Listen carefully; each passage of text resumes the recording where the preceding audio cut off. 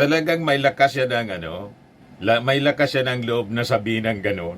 Na yung ating Pangulong Bongbong Marcos pa yung naninira daw sa kanyang pamilya. At yung paninira daw sa kanila ng ating Pangulo, hindi po magre-result sa solusyon sa mga problema ng ating bansa or maging maganda yung tingin ng tao sa ating Pangulo. Kaya tama yung sinasabi po ni PCO Secretary Yusek Claire Castro. Hindi namin alam niya kung saan na humuhugot ng ganong mga uri ng pananalita itong si Sara Duterte. Kasi maliwanag pa sa sikat ng araw mga kababayan na ang naninira po walang tigil sa paninira ever since noon pa ang kanyang pamilya o si Digong. Kandidato pa lang sila, unity pa, sinisiraan na tinatawag ng adik bangag yung ating Pangulo.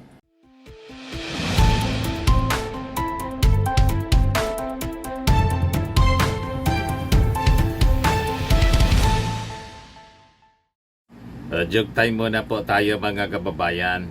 Padala ni Hobita Gibson, taga dyan sa British Columbia sa Canada. Kamusta kayo dyan, yung ating mga OFWs? Ito yung kwento ng mag-ama. Yung anak na gutom na. Sabi ng anak doon sa kanyang tatay, "Itang, ano po yung ulam natin ngayon?" Sagot ng tatay, tingnan mo na lang dyan sa ref." Diretso sa kusina yung anak, hanap ng ulam. Sabi ng anak, "Atay, wala naman tayong ref." Sagot ng ama, di wala tayong ulam.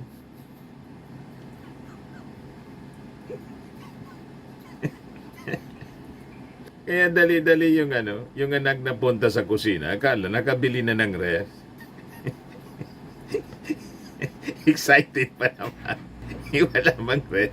Wala na tayong ulam.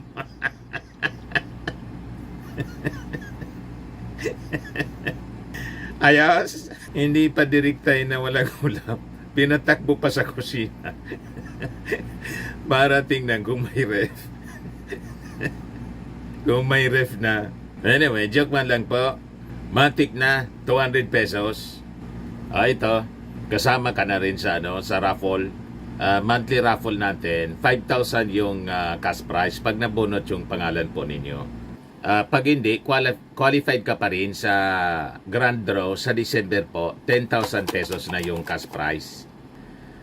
Dito na tayo mga kababayan sa ating mga topics. But before na sa atin pong pag-usapan, siyempre si Sara yung pag-usapan natin, may sinasabi na naman po na katawa-tawa.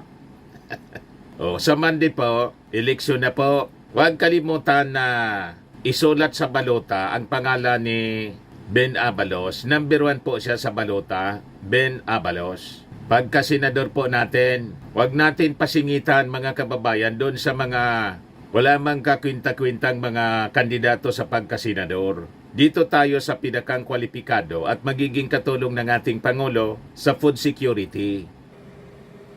Sa mga magsasaka, ito lang. Number 1, papalakasin ko ang kapangyarihan ng NFA kasi tinanggal ito ng rice tariffication. Isipin mo, kung minsan baksak ang presyo, kawawang ating magsasaka. Pero kung meron kang NFA na may sapat na pondo na siya na bibili sa iyo at siya na rin magbebenta, open kasi hindi nila pwede ibenta, nakalagay ito sa batas, i-impact lamang nila, buffering in terms of calamity. They can only sell it if there is a rice emergency. At tanggalin natin yun. Isipin nyo, sabi nga ni Sir Kiko, kung libo-libong truck, buong Pilipinas, walang ginawa kundi bumili ng bigas sa mga magsasaka at binibenta mismo direkta sa mga tao. Naku po, masaya na magsasaka, masaya yung mga bibili dahil nakakabura sila. Hindi ba? Napakasimple. Let's just empower the NFA at yan ang gagawin ko. I will amend the rice tariffication.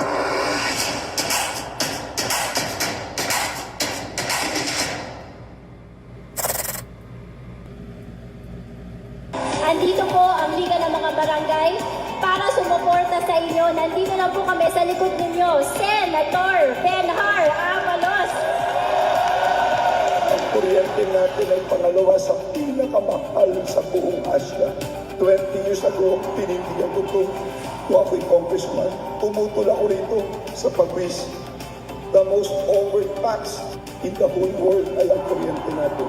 Yan ang una kong kampay para bumaba ang kuryente, tumami negosyo, tumami trabaho, at tumaang ang buhay ng bawat Pilipino.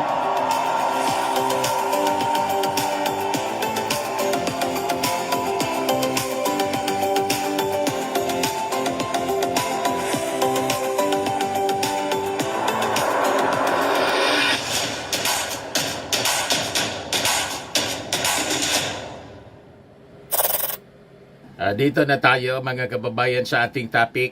Ito yung sabi ni Sara Duterte mga kababayan, talagang katawa-tawa. Binabaliktad po yung ating Pangulong Bongbong Marcos, yung ating administrasyon. Mantakin mong sabihin yan mga kababayan ni Sara.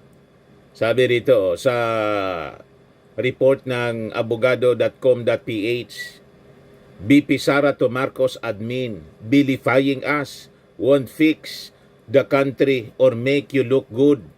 Talagang may lakas siya ng may lakas siya ng loob na sabihin ng ganon. Na yung ating Pangulong Bongbong Marcos pa yung naninira daw sa kanyang pamilya. At yung paninira daw sa kanila ng ating Pangulo, hindi po magre-result sa solusyon sa mga problema ng ating bansa or maging maganda yung tingin ng tao sa ating Pangulo. Kaya tama yung sinasabi po ni PCO Secretary Ayusek Claire Castro. Hindi namin alam niya kung saan na humuhugot ng ganong mga uri ng pananalita itong si Sara Duterte. Kasi maliwanag pa sa sikat ng araw mga kababayan na ang naninira po walang tigil sa paninira ever since noon pa. Ang kanyang pamilya, una si Digong, kandidato pa lang sila, unity pa, sinisiraan na tinatawag ng adik bangag yung ating Pangulo. At si Sara, nang humiwalay na mga kababayan sa unity, bukang bibig ang paninira sa ating Pangulo. Source nga po ng fake news, kinonfirm na ni Yussi Castro, sa kanya pala niya galing yung fake news na yon, yung tungkol kay Mrs. Lisa Marcos, nang sabi na kulong sa Amerika na pinapakalat ni Marlica. Sa kanya pala niya galing. Kasi sinabi din ni Sara. You see, desperation po. Ang ginagawa po ni malinaw na desperation. Ang ginagawa po ni Sara sa araw-araw. At malinaw din na tanda ng ang nagsabi nito si Ramon Tulfo, certified anyang baliw. Si Montulfo nagsabi nito Si Attorney Capuna naman po sa interview ni Christian Esguerra, medyo magaan-gaan yung description. Lutang lang ang description ni Attorney Lorna Capunan. Pero si Montulfo talagang certified niya na baliw. You see? Yan ang sinasabi niya, lahat baliktad.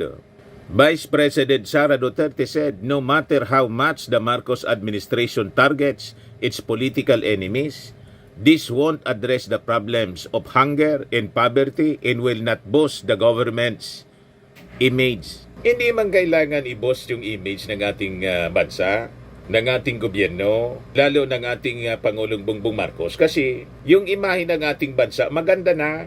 Ang naninira lang sila, sinabuyan ng itim na kulay. Doon pa lang sa advertisement nila ni Amy Marcos, binalot na nila ng itim. Sila man lang ang nagbalot ng itim. Mula sa tinta ng pusit na itim. Pero sabi po ng ating mga mamamayang Filipino, maganda na niya. Pati nga yung mga nagpapautang sa atin, mga creditors, ang credit ratings natin, triple B na. You see, yung criminalities po, nag-improve na. Bumaba yung crime index based sa data. Sila man lang ang nagsasabi na bumalik yung droga, bumalik yung krimen po.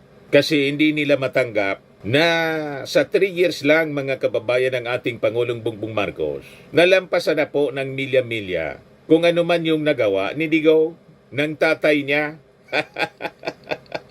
Tama ba? Doon pa lang mga kababayan sa mga pabahay na mga condominiums po na kumpleto ng mga amenities. May clubhouse, may swimming may swimming pool, may basketball court, etc. etc. Wala sa kalingkingan po yung previous administration. Yun lang na mga pinamigay na libreng lupa mga kababayan, titles. Binayaran lahat yung pagkakautang ng mga farmers. Never yun na nagawa ni Digong sa kanyang administration, even the previous administrations before Digong. Wala sila sa kalingkingan po. Sabi dito sa balita, Duterte made a statement as she alleged that the desperate administration will not stop until she has been jailed or killed. Walang ganun pong pag-uugali. Walang records na ganon ang ating Pangulo na magbantang papatayin or magpapapatay ng tao. Ang pagbabanta ng killing po, yung tatay niya at siya mismo. At sabi niya, no joke, no joke. Kaya nga siya na-impeach po. Binabalik sa ating Pangulong Bongbong Marcos na may plano siyang ipapatay. Malabo po. Sa pagkakakulong siguro, maari yon. Kasi nagbanta siya. May jail term po ang pagbabanta. Alangan man hindi siya panagutin mga kababayan ng ating batas. Ginawa niya yon, consequences yon ng kanyang mga aksyon. According to her, the government's lack of concrete projects and programs to improve the plight of Filipinos will not be addressed by going after its political enemies. Walang kinalaman po doon sa pag-address sa mga problema ng bansa, sa pagkain, o kung ano-ano pa, yung actions ng gobyerno laban sa kanila. Ang actions ng gobyerno laban sa kanila, consequences ng kanilang mga maling aksyon, tulad ng kanyang pagbabanta at paglustay ng confidential funds. May accountability, siyempre. Hindi man pwedeng hindi panagutin ang mga ganyang gawain. Yung tungkol naman sa kanyang kapatid na si Pulong, ang nagreklamo po yung kanyang ginulpi. Nereklamo siya sa CIDG, and I think nakarating na rin po sa DOJ. May sinaktan siya, may tinakot, may inambahan ng saksak, may complainant. At ang complainant po, hindi man po pwedeng hindi aksyonan ng ating mga authorities. Hindi man po ang complainant yung ating Pangulo, kundi isang pribadong individual na sinakta ni Pulong. Nililihis mga kababayan ni Sara yung issue.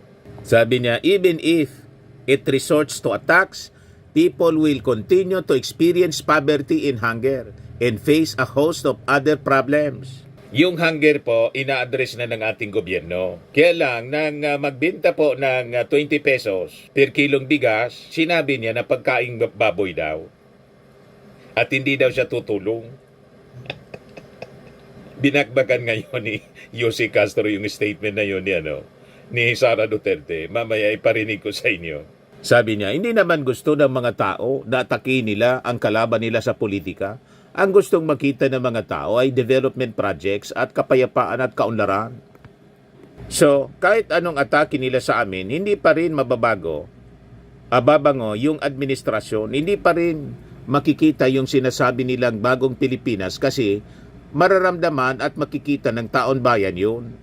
Di ka man po kasama sa bagong Pilipinas, parte ka ng lumang Pilipinas na kailangan papanagutin kasi sa bagong Pilipinas dapat ang mga nagkasala, gumagawa ng mali, gumagawa ng masama, dapat nasa kulungan.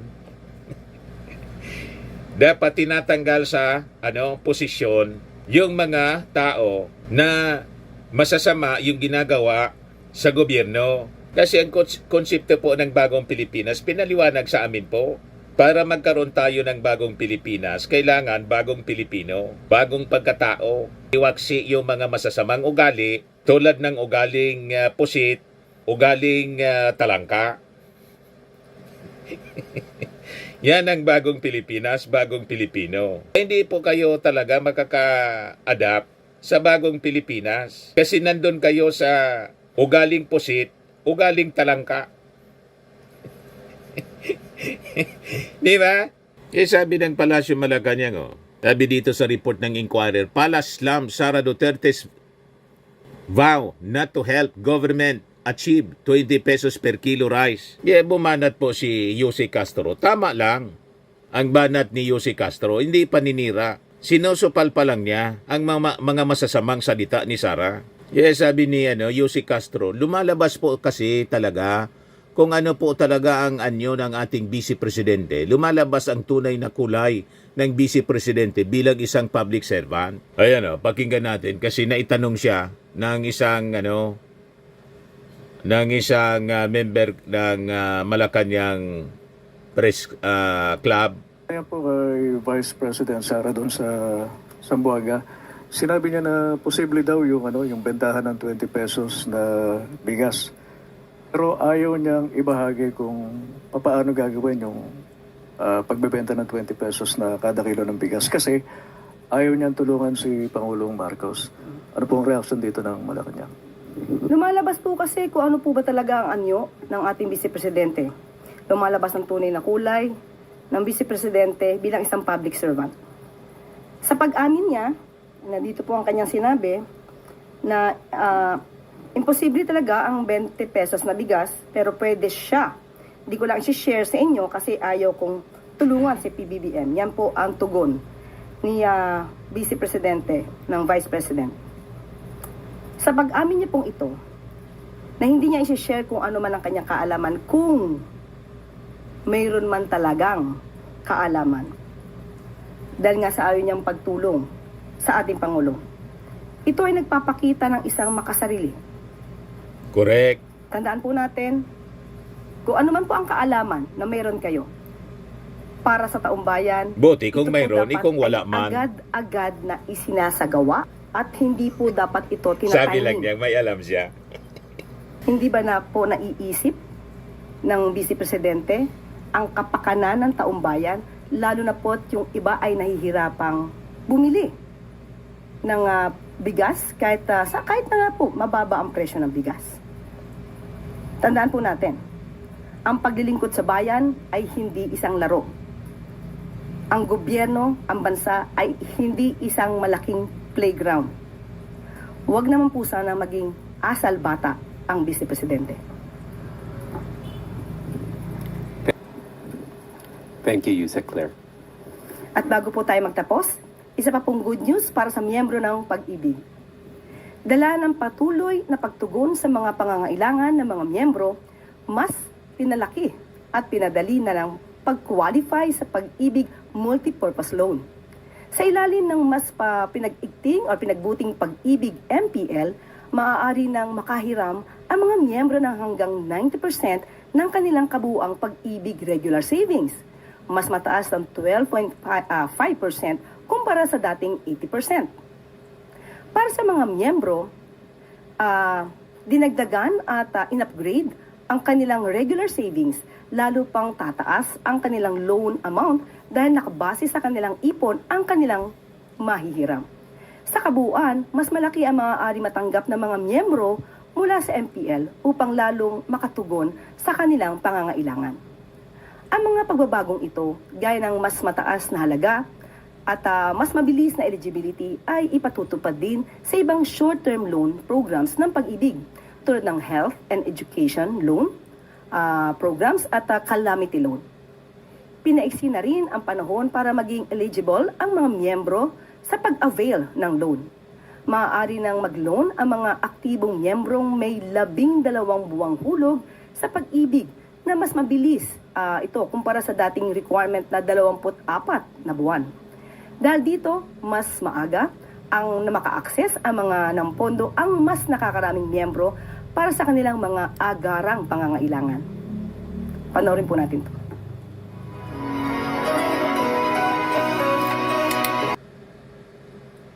Diba, mga kababayan, napakaganda yung mga ginagawa ng ating gobyerno. Pero matindi yung banat ni Yussi Castro kay Sara Duterte. Huwag makasarili daw at huwag maging asal bata. Diba? At itong ating programa mga kababayan, atid sa inyo nitong ating mga sponsors. Firmax Firming and Lifting Cream.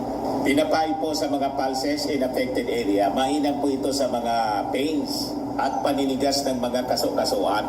Ito sa mukha naman yung application, anti-aging, Automax po siya. Ito ay Glow 60 mga kababayan. Whitening po siya. Made in South Korea. Ito naman po, Ningxia Red Mix Fruit Drink. Gawa po siya sa goji berry. May anti-cancer properties po siya. At sa mga nagana po ng malinis and spacious fitness gym, pumunta lang po kayo sa aming Colossal Fitness Gym.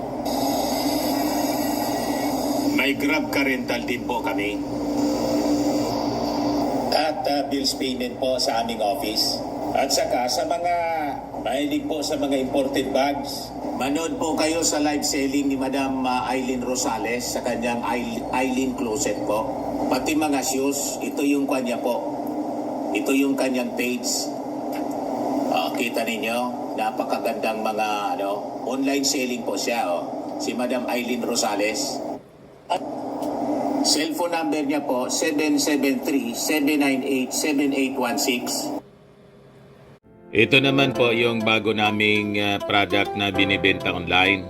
Eye Glow Serum, whitening po siya. Tingnan ninyo yung epekto sa aking anak na architect before and now. Yung mga inquiries po ninyo, dumiretso na lang kayo sa kanyang Facebook account, Riz Maravillas.